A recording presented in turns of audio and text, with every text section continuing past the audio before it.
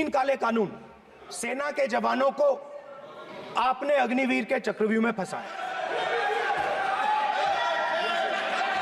एक के बाद एक नेता प्रतिपक्ष राहुल गांधी ने जब संसद में मोदी सरकार पर सवाल दागे तो लोकसभा में जमकर हंगामा बरपा।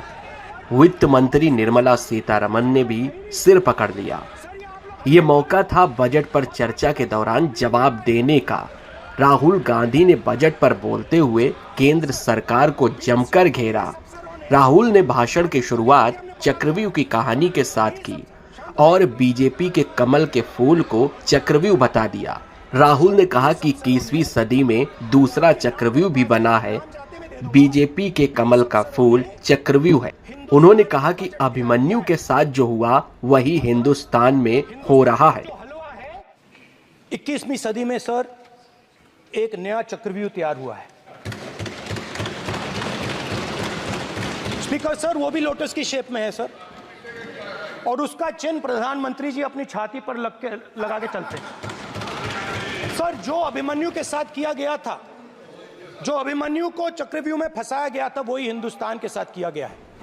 राहुल के भाषण के दौरान सदन में जमकर हंगामा भी बरपा, पर राहुल गांधी के तीर एक के बाद एक चलते रहे। उन्होंने अग्निवीर, पेपर लीक, किसान और मिडिल क्लास पर बात की। बजट पर राहुल गांधी ने कहा कि मोदी सरकार ने मिडिल क्लास की पीठ में छुरा घोंपा है। प्रधानमंत्री ने मिडिल क्लास को ऑर्डर दिया तो मिडिल क्लास ने थाली बजाई। उसके बाद प्रधानमंत्री ने उसी मिडिल क्लास से कहा मोबाइल फोन की लाइट जलाओ, और मोबाइल फोन की लाइट जली। मिडिल क्लास ने, पूरे हिंदुस्तान में मिडिल क्लास ने मोबाइल फोन की लाइट जला दी। अब इस बजट में आपने उसी मिडिल क्लास के एक छुरा पीठ में मारा, दूसरा छुरा छाती में।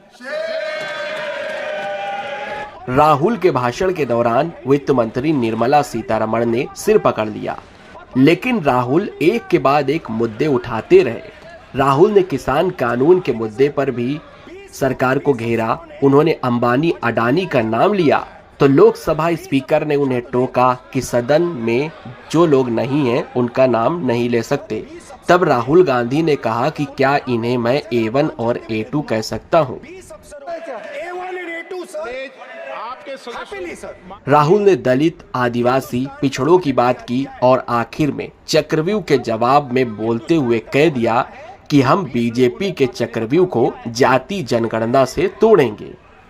राहुल के आरोपों पर संसदीय कार्य मंत्री किरण रिजिजू ने कड़ा जवाब दिया। सदन की गरिमा बनाए रखने की उन्होंने अपील की, लेकिन फिर भी राहुल गांधी ने सरकार को घेरने में कोई कसर नहीं छोड़ी है।